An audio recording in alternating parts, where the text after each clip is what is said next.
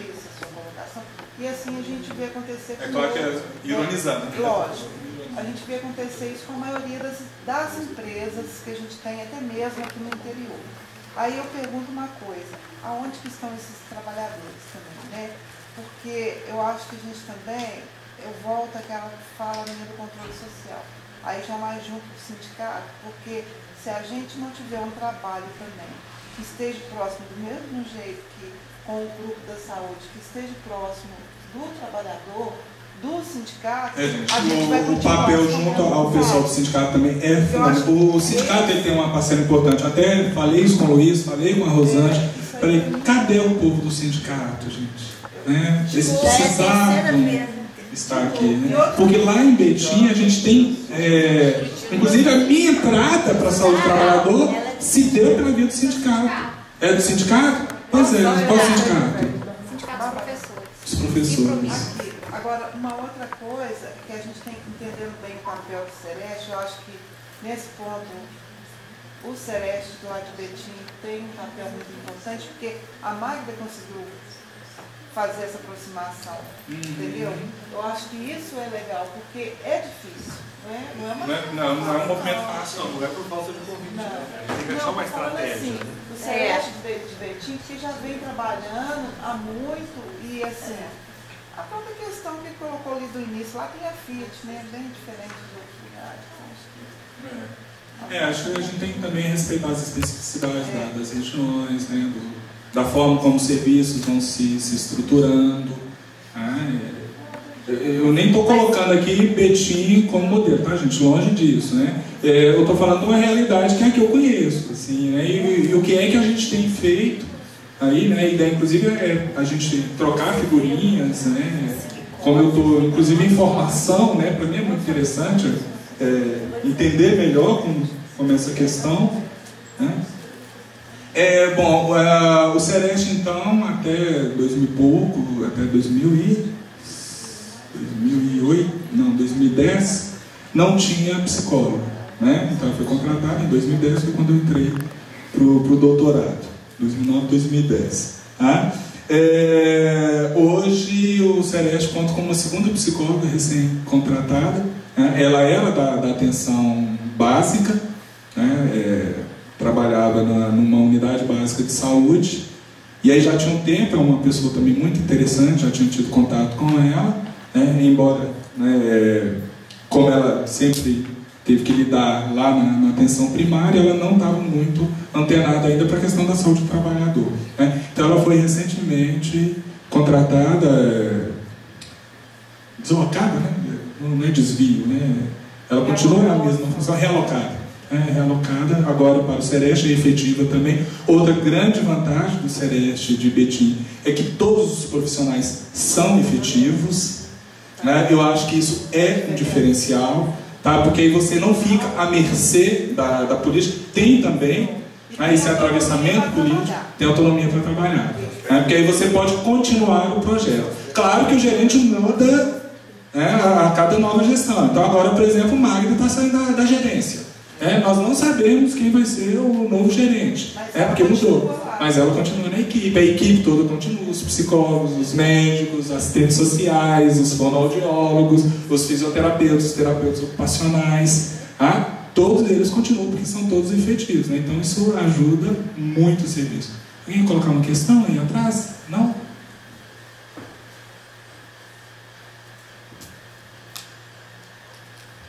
E com isso, então, a gente pode pensar até na parte da assistência à diversificação das modalidades de atendimento à saúde mental dos trabalhadores, né? A ideia de se trabalhar em grupos. A Adriana até começou isso com grupos de portadores de dor crônica, né? Juntamente com o pessoal da fisioterapia, né? E aí agora nós estamos apostando nisso, né? O Luiz até pediu que eu chamasse a atenção para isso aqui, que é o Programa de Educação pelo Trabalho. Tá? Está aberto o edital do Ministério da Saúde para o programa PET Saúde, e esse edital especificamente ele está todo voltado para vigilância em saúde. E aí são, se eu não me engano, cerca de 10 temáticas no campo da vigilância epidemiológica, tá? E uma delas é a saúde do trabalhador. Então, assim, é um canal. Qual que é a ideia do PET? É você você aliar a universidade aos serviços de saúde. Então, esse projeto ele é apresentado conjuntamente. Você vai ter, então, da universidade um tutor e do serviço de saúde os preceptores. Você inclui, então, nessa formação estudantes de graduação e aí o trabalho é desenvolvido conjuntamente. Gente, isso é o paraíso, assim, se a gente for pensar, né, que existe isso no Brasil. Existe essa possibilidade. Agora, a gente tem que concorrer. Porque os recursos também não são abundantes, a gente sabe disso, não serão todos os projetos apresentados que serão aprovados, tem um número limitado de projetos, mas a ideia é justamente essa. Então, eu Magda e Adriano, vamos apresentar, nós estamos elaborando, inclusive volto para Belo Horizonte escrevendo esse projeto, porque nós pensamos em atuar, e aí nós vamos ser bem focais, em duas grandes frentes de trabalho. Uma é que nós estamos querendo pegar todos os casos de óbitos por causas externas, e aí a Magda já fez esse levantamento dos vários acidentes de trânsito, de mortes de acidentes de trânsito que aconteceram em Betim, e são acidentes de trabalho ou não? Olha, muitos são motoristas, o cara morreu trabalhando, motoboys, então o cara morreu trabalhando, e esse dado não tem. A gente não sabe se os acidentes, se as mortes por acidentes de trânsito são apenas acidentes de trajeto, ou se são acidentes de trabalho típicos, o cara pode estar trabalhando, se acidente e morre. Então a gente vai pegar os casos de óbito, o projeto vai ser focado nisso, e intoxicação por agrotóxicos, que é a nossa ideia também, é fazer esse levantamento na região. Betim, apesar de ser uma cidade de operários, conforme eu disse aqui, o CEREST de Betim responde pela microrregião. E no entorno de Betim nós temos muitas regiões ali rurais, então nós temos vários problemas de intoxicação por agrotóxicos, inclusive com tentativas de autoextermínio, a gente suspeita que é por intoxicação. O cara ali submetido àquele produto tóxico acaba se matando. Bom, enfim, é um pouco disso aí da experiência nossa lá em Betim. Ainda está muito no começo, Eu tenho que terminar meu doutorado, eu falei isso com o Luiz umas 5 vezes, de Belo Horizonte para cá, eu tenho que terminar o meu doutorado para poder trabalhar, porque enquanto a gente está no doutorado fica essa loucura toda, Até me convidei para participar da elaboração dessa NR, pensar também junto aí, mas enfim, eu queria também, na verdade, conversar, ouvir vocês, a gente poder conversar um pouco. Não sei se ainda dá tempo, mas...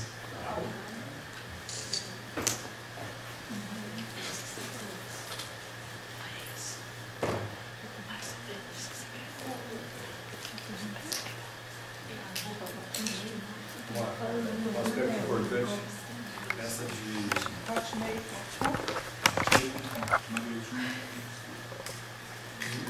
perceber o trabalho, na ficha A, por exemplo, só tem o campo ocupação.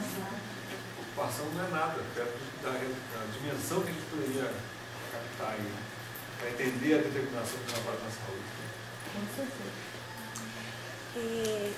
Isso que o Manuel apresentou aqui está muito em cima do que a gente tem discutido lá na secretaria, Porque, como eu já falei, eu estou trabalhando na questão da saúde mental e estou pensando um projeto para estar vendo principalmente a questão da notificação, porque a partir do dado, da notificação, a gente tem como pensar estratégias de promoção, e a gente realmente não tem dados, O que você apontou a questão da Fiat, nada acontece na Fiat, assim como a gente sabe que nada acontece em diversos outros dispositivos de trabalho, formal e informal também. Então, agora essa cratera que existe entre a saúde mental e a saúde do trabalhador é fato, Eu sou profissional da saúde mental, anos trabalhando na ponta com saúde mental e estou agora trabalhando com a saúde do trabalhador. E assim, Pela primeira vez eu sentei no departamento de saúde mental para a gente discutir, né, essa possibilidade de articulação, porque realmente não existe. Quando chega lá no CERSAM, a gente vai pensar nas questões subjetivas que envolvem aquele sujeito e raramente se pergunta a questão relacionada ao trabalho. Eu estou ainda na ponta, eu trabalho no hospital psiquiátrico de urgência. E a Isso gente é não tão sintomático. pergunta. Agora, é curioso, tem um ponto que sensibiliza. Tá? Eu lembro que quando eu fui apresentar o meu projeto para o CERSAM, para a equipe do CERSAM, aí expliquei detalhadamente quais eram os objetivos, né, qual era a minha formação, né, por que eu estava ali. E aí, num dado momento, uma profissional da saúde mental perguntou: peraí, eu não entendi, você vai investigar a nossa saúde mental? Porque se você pergunta se o trabalho pode trazer algum problema mental, quando se refere a eles, eles reconhecem. Eles sabem que aquele trabalho ali é extremamente adoecedor para eles. Então é um ponto assim para você tocar de pegar. Então tá, já que o trabalho te adoece, pode ter adoecido esse cara que você está atendendo, não? Porque o trabalho está passando por uma crise existencial terrível, funcional em todos os sentidos. E aí, numa reunião com os trabalhadores do serviço, todos pediram atendimento. Nós não estamos mais dando conta de atender o paciente psiquiátrico, queremos ser assistidos. Então eles reconhecem que o eles trabalho está adoecimento. Para ele, para o usuário não. E é interessante que... Mas aí está mais fácil da gente fazer a ponte, né? Vai falar, então esse cara que você está atendendo também está adoecendo. Você está... E lá na ponta, lá na urgência, a gente recebe caso. Né? Desse tempo que eu estou lá, né, eu vim de São Paulo, eu vou trazer um pouquinho da realidade que eu vivi lá. Nós pegamos trabalhadores, motoristas, que chegam lá em surto, em função do uso de substância para se manter acordado, né, e conseguir fazer a produção. Nós pegamos também trabalhadores que trabalham em telemarketing, né, que o adoecimento estava diretamente relacionado. Agora, quando eu falei de São Paulo, eu trabalhava numa cidade em São Paulo que, dentro das classificações, ficou entre a 4ª melhor cidade para se viver do país. E lá tem um parque industrial muito grande e tem a questão... Indaiatuba, interior de São Paulo, do lado de Campinas. Detalhe, mas uma pesquisa agora na primeira. Ela está em primeiro? Saí de lá tem 6 meses que tem. E tem a questão da plantação de uva, né? E lá nessa cidade, que agora é a primeira melhor cidade para se viver no país, o índice do suicídio também é o primeiro do país. Deve ser por isso. E a relação, né? E a gente trabalhava e a gente trabalhava no serviço justamente tentando estabelecer nexo causal. Porque qual que é a associação que a gente faz? Agrotóxico. E associado a isso, essa questão do abandono do lar para ir trabalhar no interior e a solidão. E aí vem associada a depressão. Né? E a gente sabe que a previsão que é para 2020, abaixo das doenças cardiovasculares, quem vai provocar o maior afastamento do trabalho são, né, as doenças, as depressões. Agora, essa questão do suicídio, eu tenho a impressão que ela é geral. A gente está fazendo um projeto aqui de iniciação científica e a gente começou a ver São João tem também uma incidência interessante assim, uma incidência que chama a atenção, Barbacena e tal. Aí a gente fui para Franca e tinha um rapaz lá que foi apresentar uma palestra do suicídio do trabalho, que um colega nosso e tal. E todo mundo, aí começou a aparecer, não, a minha cidade é campeã, todo mundo. E ele falou assim, vocês não sabem quantas vezes eu já não ouvi as pessoas falarem de suas cidades como sendo a campeã. É um fato interessante que na viagem que eu fiz no meio do ano, eu fui para a França e o meu namorado foi para a Finlândia em um curso. Ele trabalha em plataforma de petróleo. E aí eu já estava caminhando com o projeto e conversando com um colega dele que mora na Finlândia e trabalha lá, ele comentou a mesma situação, que o índice de suicídio na Finlândia é muito alto. E aí estava aparecendo como um dos primeiros países com os índices mais altos. E só que lá eles já conseguiram estabelecer essa relação com o trabalho. Lá, pelo que eu entendi, começou a partir da questão do petróleo mesmo, que foi um país muito pequeno e com uma produção muito alta. E aí eles começaram a viver sob pressão. E aí o número de suicídios dentro da área começou a aumentar de um determinado tempo. Só que, diferentemente do Brasil, que a Petrobras não permite o estudo, né? Ela não assume, vai lá, então, vai lá. lá eles estudaram e aí conseguiram começar essa relação por essa área. Na França também, lá começou. França, fora. E aí hoje eles conseguem perceber que tem relação. Curiosamente, né, esse final de semana, um conhecido meu que está trabalhando na plataforma, ele está dizendo, a esposa dele diz assim, meu maior medo é porque agora ele fica 15 dias lá e ele começar a beber. Não, aqui, né? Porque aí de sangue, como assim? Senão, porque todos os amigos que eu conheço dele começam a beber. Depois que vão. Tem estudo, aí eu já estou preocupada, entendeu? Eu já estou e... preocupada porque ele vai começar nesse esquema. E aí será que ele vai ficar igual aos outros amigos, né? Que ficam. Chega da plataforma e vai direto, vem para a cidade, vai direto para o bar. É tão interessante toda essa questão, né? A gente relaciona o trabalho e a saúde mental. Na verdade, eu acho que é comum em todas as profissões, em todos os locais de trabalho. Recentemente, a gente fazendo uma análise dos planos, né, Renata, que as equipes de São João traçaram, né? O que mais, assim, o trabalhador pediu para ele e vai trabalhar em cima da própria saúde do trabalhador, das equipes de saúde da família, está relacionado ao estresse. Como que fala? Sobrecarga emocional. A própria questão de trabalhador enquanto trabalhador do cuidado, né? Que eu acho que por si só de trabalhar na área da saúde já tem toda essa carga, né? A questão relacional é muito intensa, são pessoas né? Você trabalha com pessoas das famílias. Mas aí a gente entra naquela questão, né? E as empresas? Quer dizer, como é que a gente vai fazer? Né? Eu estou falando assim, se isso aparece, mas a gente também, Rosana, é muito difícil. Por exemplo, estou aqui comentando com a Renata. Dentro do meu local de trabalho, nós tivemos, nesses últimos tempos, 4 casos de câncer de mama. Por quê? Seguido. Está relacionado ou não com o trabalho? A primeira coisa que a gente tem que suspeitar. Que coincidência é essa, né?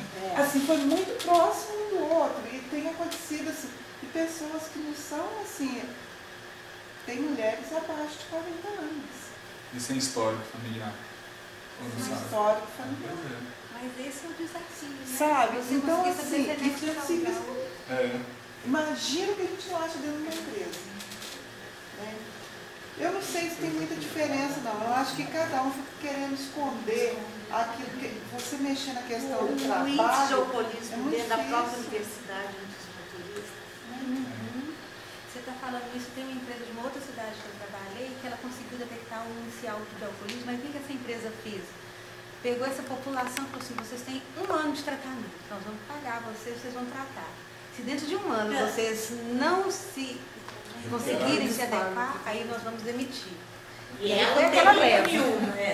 A gente tem Mas pelo menos foi uma tentativa, um reconhecimento de que todo mundo perdido mesmo. Mas na matéria, eu fiz uma pesquisa lá e eu lembro que o psicólogo, o pessoal que trabalha, já dizia assim para mim, professora, não sei o que você está fazendo essa pesquisa, porque a questão do álcool é orgânico, entendeu? Não tem nada a ver com o trabalho.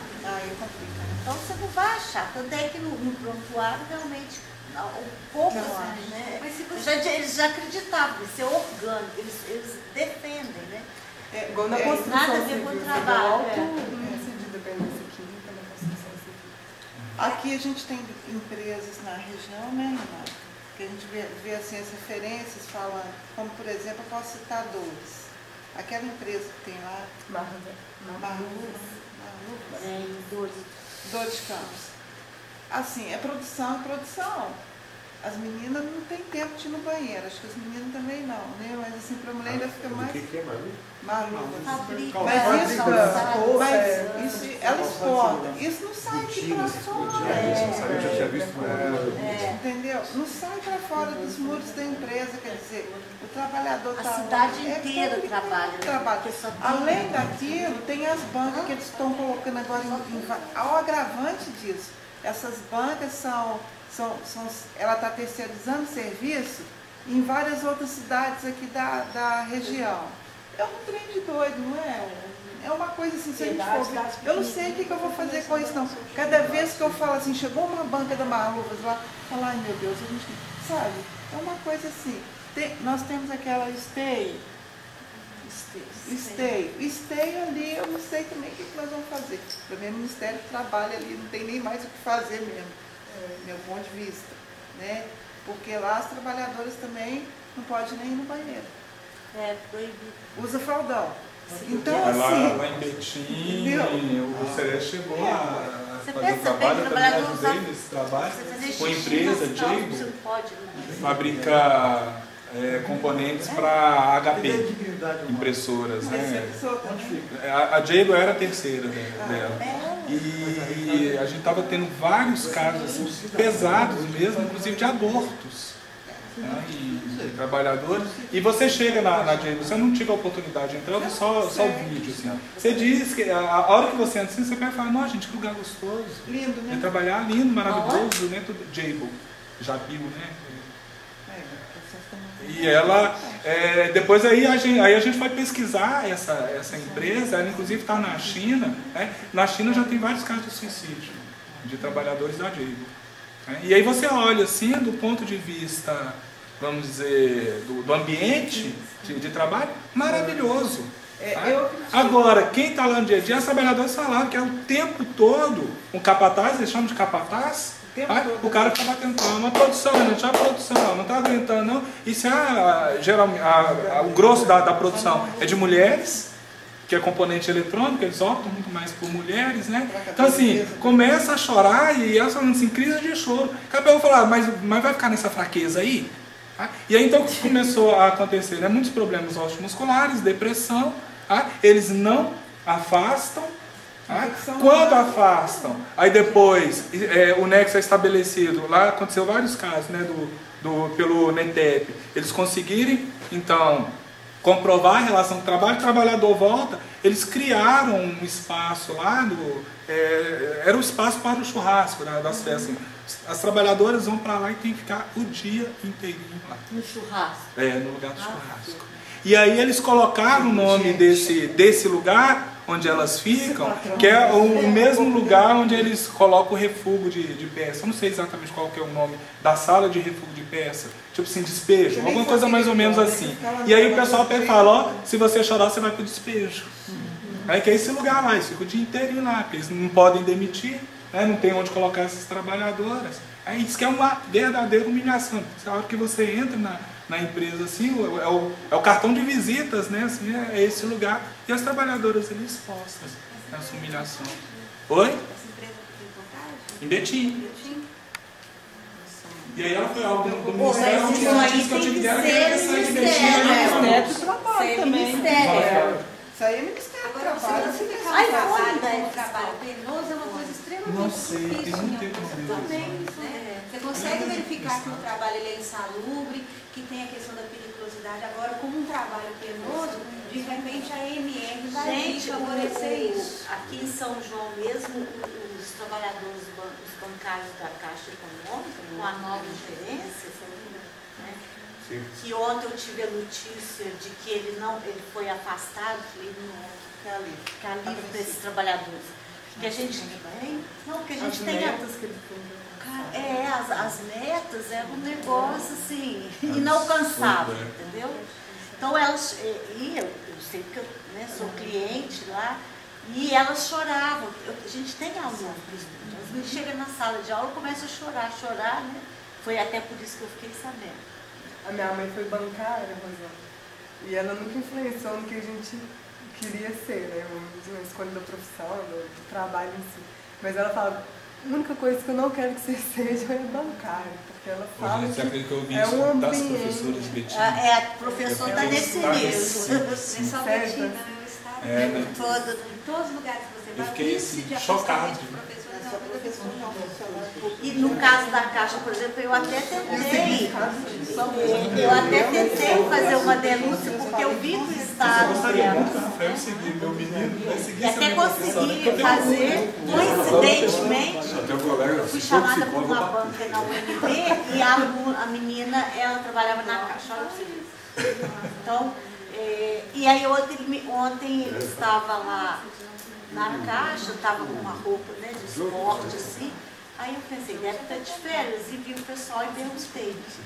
Ele teve uma doença séria agora e disse que do hospital ele ligava para a Caixa e dando ordens.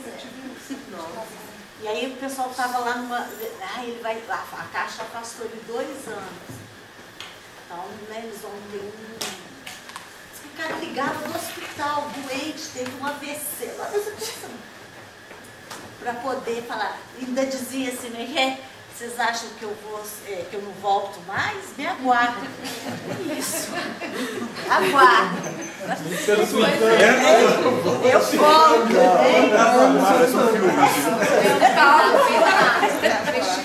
Você é ameaça. Não é? Aí ontem eles estavam conversando, eu falei, e aí? Ele falou, 2 anos afastado. Funcionários agradecem.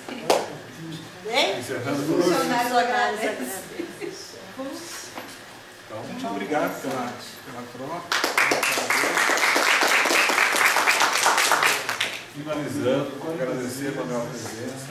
Quantas vezes quiserem, venho, converso, discuto as coisas, né? Porque eu sou apaixonado por essa questão, né, tanto da saúde mental quanto da saúde do trabalhador, né? E vão visitar a gente também, né? Vamos falar em Betim. E nós estamos para fazer essa visita, Renato, com a Ana, que a gente vai sair, não vai. Conhecer o Sereste, Mas ela está conhecer a PUC, voltando, nós trabalhamos volta ela. na PUC. A gente está tentando reestruturar agora, porque com o meu doutorado eu acabei me afastando da extensão, né? Mas a extensão é minha paixão. Eu queria ter ido nessa administração, a outra não sei o que também não sabemos. Há duas, assim, os rumores vão em 2 direções, já ouvi os dois.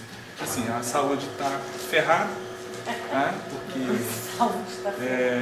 senão, né, não vai ter uma atenção. Agora, por outro lado, quando eu cheguei em Betim, era a gestão do Carvalho. E foi quando eu consegui me aproximar do Sereste, foi quando eu fiz Humaniza SUS. Então, assim, tinha investimento.